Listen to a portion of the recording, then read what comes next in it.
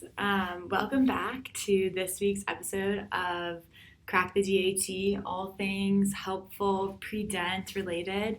Thanks for tuning in. As always, I'm super excited to help you guys along this journey. I remember how lost I felt at times and how confusing some things were with this whole process. So I'm really excited to help you guys, and I really hope that these videos every week have been kind of light and helpful and just gave you some tips along the way, because that's ultimately the end goal here.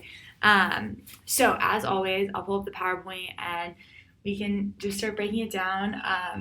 Don't forget to use the codes, the discount codes, because always super exciting and helpful.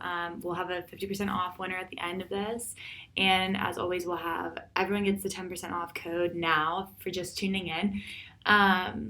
So yeah, this week is all things choosing the right dental school and choosing which one to apply to. So we're going to go through a bunch of tips like that. So choosing the right dental school to apply to. So first, let's start this. Discounts to crack the DATs.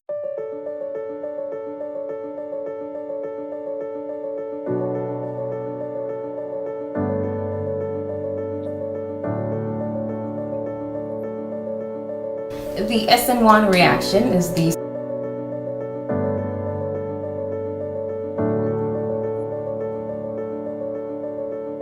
In keyholes or apertures, you're given an object. Figure out the molar mass of it. So we were given the mass, and you get. So for 10% off, as always, every week everyone gets the 10% off. So the code is GoDentalSchool10. You can use that and get 10% off your subscription. Also, you can share it with your friends, get 10% off with them. Anyone can get 10% off, so definitely use that code GoDentalSchool10. And then also stay tuned and we'll announce the 50% off winner at the end of this podcast.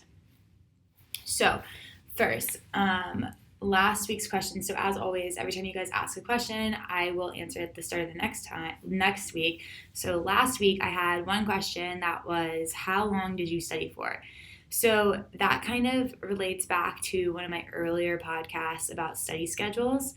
I ended up studying for probably, I want to say about a month. So about 4 or 5 weeks. I was kind of intermittently studying, so really sporadically I would take like a practice test or do some questions or do some PAT throughout my junior spring. And then, but I had some really hard classes happening. I had some personal stuff too, so I was not fully dedicating my entire time to the DAT, but I was also taking biochemistry and physiology, which are really helpful to the DAT. So I was kind of studying while not actually like explicitly studying. And then right when school ended, after I finished my exams, I went into grind mode and studied every day, all day for like 12 hours a day for 4 weeks and took like 2 days off. But again, that was literally just what worked for me, and that's kind of how I motivate myself. That's not going to work for everyone, and that's definitely not a universal study schedule to follow. That was just my personal experience. Okay, so also, as always, keep asking questions. I love answering them, and I think it's super helpful to hear other people's perspectives. As a kind of a reoccurring theme that we've kind of run into through this series of podcasts is every person's journey is completely different. So I think the more exposure you can get to other people's experiences, the better off you will be in the long run. And you can find something that resonates with you in particularly. So keep asking questions. I'm ultimately here to be a resource for you and to help you along this journey. So I love hearing questions, and I love engaging with and being involved with pre-dent students. So always feel free to do that. So to start off with choosing the right dental school, I wanted to just say, as always, this is a very personal decision and it's not universal. So there is no right or wrong prioritization of these different factors that come into play when deciding what dental school to apply to. There is no universal, this is how you need to apply, this is what schools you need to apply to, etc. This is a very personal experience that is going to be, you're going to come to a conclusion by weighing a lot of different factors, and some factors you're not going to weigh, and sometimes you are going to weigh in. So just take this with your own critical mind and really think about your own personal situation.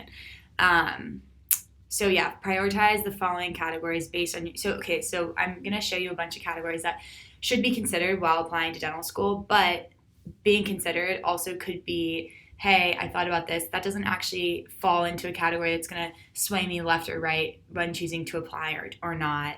So you just don't think about that category again. Other categories are going to be like, oh, that's actually a really high priority on my personal journey that I need to make sure I find a school that fits into this box. So you're going to use that and prioritize that. So prioritize the following categories based on your own personal needs and desires. Also, as always, think critically about your situation. So don't be too optimistic or pessimistic. Say you say you want a big city, but you hate noise and you're from a small town, you've never been in a big city. Don't be too optimistic in saying that, oh, my 22, 23, 24-year-old self is just going to find a new love for cities. If you don't love cities, you don't love cities. Don't push a big city on you. Also, wanting a small program, but you've always gone to a state school and you perform better in large environments, you like the resources, the socialization, etc. Don't be too pessimistic saying you want a certain thing when you don't actually. That's what I mean by that. Just kind of think critically about your situation, and use these as a guideline. Don't use these as a Bible. And these are also all things that I kind of came up with, and I'm sure there's other resources out there too that you can also look for and kind of use to really capture the whole picture of what kind of dental experience you're looking for. So the first thing that I want to talk about is GPA and DAT. So stay within your range, and what I mean by that is there's a lot of resources out there that kind of give you a guideline of what the school's average accepted GPA and DAT scores are, and you don't want to sway too far from that because applying to dental school is very expensive. If money's not a thing and you don't care about spending and you want to apply to 20 schools, sure, go ahead, be my guest, apply to 20 schools. But if you want to be conscientious of that, it gets really expensive. Each school is like $100 or something like that. And then you have supplements, which are also like $100. So you're racking up a big bill just to send your application in, and you could be entirely rejected, not even get an interview. So that's kind of why I start with GPA, DAT, because you kind of want to just eliminate edges, eliminate you're like, I'm not going to go there. That's just not even on my list, or that I'm way too above all of that. Like, I'm not going to get in. Also, I think this is a really important thing that a lot of people don't really talk about is there really truly are no quote unquote safety schools when you're applying to dental school. What I mean by that is I feel like in college, when I was prepping to apply to colleges, we kind of always talked about like a reach school, high reach, or safety, and you kind of knew your chances of getting in based on that. But I can tell you, I was not accepted, didn't even get interviews from schools that I had way over their GPA and DAT scores. And that's just, I attribute that to them also wanting to play the game and wanting to have good, high retention rates. So they're not going to reject someone that they know or they think they know is just never going to go there. So kind of, it's a game for you and for them. So it's as much as you want to go to that school, it's as much as they want you there or think that you're a fit. So if they just think that you're outrageously applying because you think that you could get in and they know that, they're not going to accept you. So that's what I mean by there's no safety schools. Don't send out applications that you're just sending out because you want to have a safety net, because truly there really is no safety net. And like I said, I got rejected from schools that I frankly should have gotten into. So it's always a shot in the dark. So be intentional with the schools you choose to apply to. It's just where I stand with that. Succeed on your dental admission test. Study less and score higher. Check Crack the DAT now at crackdat.com. The next kind of big factor that you should consider in applying is your location. So do you want a big city? Do you want a rural area? Do you want to be close to a city but not in the city? Do you not care if you're around the city? Do you want to be close to your family? Do you want to be close to your friends? Do you want to be close to your significant other? Are you going to factor that in when you're applying? Does it matter? Does it not matter? Do you like big cities? Do you like small cities? How do you cope with city life versus non? What kind of resources do you have in the city? Access to airports, proximity. Do you need a car? Do you not have a car? Just stuff like that, where it's not necessarily totally, again, it totally could not even be a factor that you even think about, but that is a factor that I know a lot of people do consider. And I think big city proximity to family is mostly always a consideration for a lot of people applying to dental school. So definitely just think critically about your situation and how you kind of fall, what category you fall into with regards to location. Another note I wanted to put about location is they say, I don't know the statistics, but they say that a high rate of people who attend a school in a certain area end up settling there and practicing there because you build a network and you kind of get exposed to those around you who are also practicing there. And it's just easier to stay and easier to establish yourself as a practicing dentist after school. If you're going to a residency program, that's a little different because then you could go somewhere else and that's where you would probably think critically about that. But just kind of thinking about that, taking that into consideration too, if you want to do general practice, like really, is this a city, is this a location, for example, like is California a place where I want to stay? Or would the Northeast be a place I want to stay? Or would the South be a place that I want to like settle? Kind of that could also be a consideration for location. So next one is size. So size of the school. There's a lot of different things I put for this one because I think this encompasses a lot of different genres for choosing schools. So specifically size of your class. So large class size, small class size. I know they range from like 30 kids to like 200 plus kids. That's a really big difference. And trying to choosing which ones you want, which ones you are used to.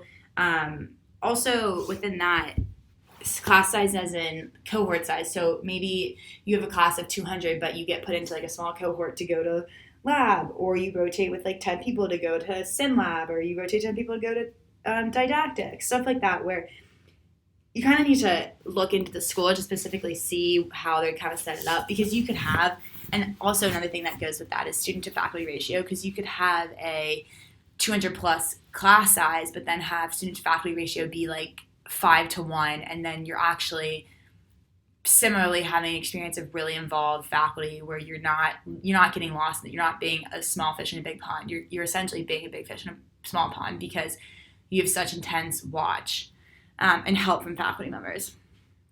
Other things I wanted to note for size is the university it's attached to or affiliated with. So if it's its own school or if it's attached to a large university, like I'm trying to think of ones, but like, for example, Ohio State, like that's a huge undergrad and huge presence in the whatever league they play in. And that's a consideration. Do you want that kind of experience where you can go to games, or Michigan, for example, where you can go to games, you can kind of be rah-rah with like your campus members, or do you kind of want like a school that's attached to a small school, like the smaller schools out in California where they like don't have the same sort of presence in an undergraduate campus. Also considering if the school has multiple graduate programs, so how your graduate program is going to be incorporated into other graduate programs, like if there's a separate graduate campus, or if it's kind of intermingled with other graduate campuses, or the undergraduate campus is off to the side and all the graduate programs are kind of dispersed around it, just kind of like the layout of what that looks like, to see like how intermixed you're going to be with other kids or other adults, young adults around your age. Also, does the school not have as much breadth in graduate programs? So maybe the school only has like a dental school and a nursing program. Then you're not going to have the same sort of cohort of graduate students as you would in a different school that had all graduate programs. Another thing to consider is specialties. So what I mean by this is the specialties. So are specialties available? So what specialties are available? So not all schools offer all specialties within their programs. So if they don't offer the specialties, which ones are available? Do they have ones that you might be interested in? Do they not have ones that you might be interested in? Also, a big consideration within that is, do they have residents for your specialty programs? So what I mean by that is some programs have the specialty, but they don't have residents in the specialty. So normally the residents are going to be taking the really intense cases and working on the cases, and it's going to be harder as a dental student to get your hands on this kind of work. So considering what the resident's role is in all of the school structure is really important too if you're looking into specialties. Additionally, what kind of exposure to specialty procedures did dental students get here? Same sort of idea. And maybe that doesn't matter to you. Maybe you want to know about the folks in general dentistry and the commitment to the underserved, how that kind of incorporates or is played or emphasized or underemphasized in the school's functionality. So definitely just looking into specialties and if that really does make a difference. So another thing that is really big is cost. So dental school is not cheap. I can tell you that right off the bat. I think anyone who told you differently would be lying. So some things to consider with regards to cost is a public or private school. So public schools are notoriously cheaper than private schools. And another thing to consider within that is in-state versus out-of-state. So if you're in-state at a public school, it's cheaper than if you're out-of-state at a public school. If you're in-state at a private school, it's the same cost as if you're out-of-state at a private school. So that's something to kind of be mindful of when you're looking into costs of attendance. Also, does the school offer in-state tuition after the first year? So for some of the state schools, public state schools, if you are an out-of-state resident and you live there and attend school there for a year, you can then apply for residency in that state and get in-state tuition. So that's something to consider too, as kind of like a loophole or rabbit hole or I don't even know, roundabout way of getting the cheaper tuition if that's something that you're looking into. Cost of living in the city of the school. So that's another thing too. They give you a cost of attendance is obviously different from cost of tuition. So in the cost of attendance, bigger cities are going to have higher cost of attendance because you're going to have a higher rent to pay. You're going to have higher food. Everything's just going to be slightly more expensive in cities than if you're in like a rural kind of more suburban area. Also, different areas geographically within the country cost more than others. So just kind of considering that as well within the cost of attendance at the school. And what I found kind of helpful for this in particular would be mapping out a payment plan and seeing what works for you. So every single person, like I said, this kind of goes back into the reoccurring theme of it's very unique. The whole process of applying dental school and choosing a dental school is very unique, but mapping out a payment plan, seeing, how much debt do I want to be in? What money do I have to allot to dental school? How much money am I willing to pay? Is that going to make or break my experience? What's like how quickly do these alumni pay off their debts? There's just a lot of different considerations in that specific regard. So I found it really helpful to map out a payment plan of kind of where exactly I stood and kind of figure out around, you're obviously not going to get it right because you're applying. You're not actually like attending yet, but kind of figuring out around what range was I looking for. And that kind of helped me decide whether or not it really mattered to me or not. Also, this step may not be a driver for you. You might say, hey, look, dental school's really expensive and I'm going to be in a lot of debt, but people pay it off, they make it work, and I'm going to do it. And I don't want that to be a deciding factor. So throw it to the wayside. And that's the same as all of the other regards that we've talked about today and that where I'm going to continue talking about it is all very, like I said, unique to you, and really decide what to prioritize and what not to prioritize based on your own personal experiences and your own personal situations. Another thing is dual degree options. So this is obviously, I guess, if you're only interested in achieving a dual degree, but if you're interested in earning an additional degree while in dental school, does the program offer you the chance to do that?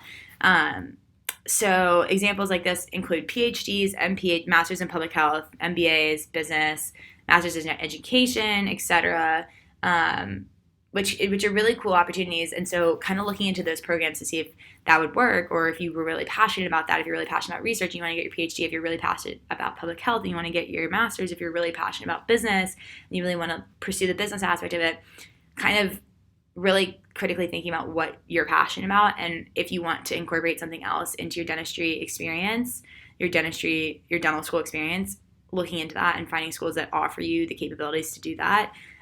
Also, kind of read the fine print within that too, because some of them have additional costs, some of them have additional years of school. So just really critically, again, like I said, taking that whole picture into account when choosing if you want to pursue that option or not. Clinical experiences. So this is also a really cool thing to consider. Again, it might not be prioritized in your mind, but if it is, your clinic experience is something to think about. So when do you get in, like when do you, your class, your cohort, get into clinics? So what year do they start putting you on the floor to see patients? That really, really ranges from school to school, which is why it's something cool to consider if you think about it. How much exposure do you have to clinic do you have? So are you like in half clinic for 2 years and then full clinic for a year, or are you in full clinic for 3 years, or are you in half clinic for 2 years and then clinic for a year, or are you half clinic for half a year and then clinic for a year? There's a variety of different ways of how much exposure to clinic have, but that's something to definitely consider and to take into account when you're looking at different schools. How does the clinic function? So there's different dynamics in the clinic for. So are you put into a team? Are you put into how many faculty to dental student ratios you have? Do you work underneath a third year, or do you work underneath an assisting, or do you assist, or what's the dynamic of the clinic for, and how does that operate? That's something to consider as well when you're thinking about clinic experience. And then how much hands-on clinic time do you get versus sim lab experience? So what's the sim lab to clinic ratio? So are you in sim lab for a year and then you're in clinic? Are you in sim lab for 6 months and you're in sim lab while you're also in clinic? Are you in sim lab for 2 years perfecting your art and then going in clinic in your third year? Like what's the clinic to sim lab experience? And that's something to consider too, because as a student, you may want more sim lab experience before you get hands-on experience with patients, to make sure you know that you're adequately prepared and that you're very functional and proficient in what you're about to do. Or would you rather just get in a clinic and you want to see some action and you want to take it out hands-on, take the bull by the horns? Again, just another consideration. And then what's the preparation for clinic, which kind of goes into that. What's the procedure in getting into clinic? Research. So research is, again, something that some people are super passionate about research, some people don't care at all about research. Again, that's something that's very unique and personal. So if you're into research, and you're going to prioritize this, consider, does a school prioritize this, emphasize research? So some schools are really heavy research focused, and they really push the PhD route. They really push the research. Other schools don't have a research focus at all. So kind of figuring out which ones are focused on research and which ones aren't would be a good place to start. And then kind of looking into what are the research opportunities. So are there labs that you can get into? When can you get into them? Do you have to wait until you're an upperclassman? Do you have to wait till your second year? Can you start your first year? How do you get in, and what's the rate at which students can get in if they want to? Also looking at the kind of research that's being conducted there is also a really good place to start if you're really interested in research, to kind of get a feel for the types of labs that you could be exposed to. Also talking about what kind of opportunities and grants they have if you wanted to start your own research, and how that process might look if you don't align with the research that's already being conducted there. Also, similarly, what kind of faculty research is being conducted. So that kind of gives you an insight too into what kind of mentors and guidance you would have from the faculty who would be probably overseeing your research and helping you and guiding you in your research experience at the school. So student life / outside of the school. So let's see. Okay, get on battery life. I was afraid that it was going to die on me. So student life / outside the school. So this, I know a lot of people don't think that you necessarily might have to consider this when you're choosing a dental school, which I think is silly, because I think everything else is extremely, extremely important, because ultimately you are choosing the school to go to school, right? Like that's your job. It's quote unquote your 9 to 5. But with that being said, you need to also be able to prioritize your mental well-being and your social well-being, and kind of find a place that really builds you up outside of the classroom so that you can be your best self in the classroom. So with that being said, looking into student life / outside the classroom, looking into different clubs, activities, or organizations, kind of figuring out what's popular within students to kind of get a sense of if you would fit in with the student body, what kind of organizations do they offer? So is your organization that you're interested in just not popular, or is it not offered at all? That also kind of leads me to an aside. That's a really good way to kind of dive into what the student body's like, to kind of get the culture of the school, to get how the students interact, what's the camaraderie, what's the dynamic of the class, what's the cohesiveness, or what's the culture in the school, which I think is it's a hard thing to kind of pinpoint or Google, honestly. You're not going to be able to find that like in a student doctor network thread, but it is a cool place to kind of figure it out by figuring out what people are interested in, how people socialize, what the socializing is like. Is it a big cohesive unit, or do people kind of do their own little things? What's the class like? Because then ultimately you can kind of figure out what kind of people are drawn to that school and drawn to that environment, and see if you fit in with that crowd. So next is what kind of so do they have what you're interested in? Ultimately, that's like what I think is a huge portion of it. So you are mid-20s, so you kind of know what you like, what you're interested in. Obviously there's room to change and get involved in different things, but if you're really interested in something, do they have that? So I, for example, love sports. So I was always really interested, do they have intramural sports programs, or they have recreational sports programs that I can kind of join and keep up my active lifestyle, and also like find that camaraderie and find that culture of team and uniting through that. So I think that just questions like that to kind of find out where exactly the school and the community and the classmates fall is really important. So that's kind of it for all of this. Before we jump into the I'll put the discounts up so you guys can look at it. But I just wanted to quickly say, always ask questions through any of this at all.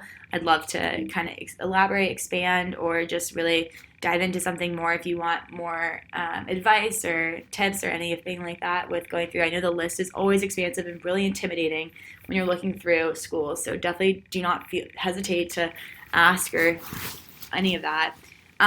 So of course, here we are at the end. So the 10% off code again for your discount to crack the DAT is Go Dental School 10.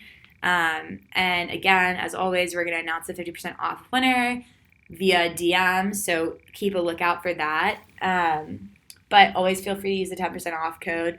It's an awesome way to save money and kind of get some good discounts and some savings as you gear up for your DAT and all things dental school.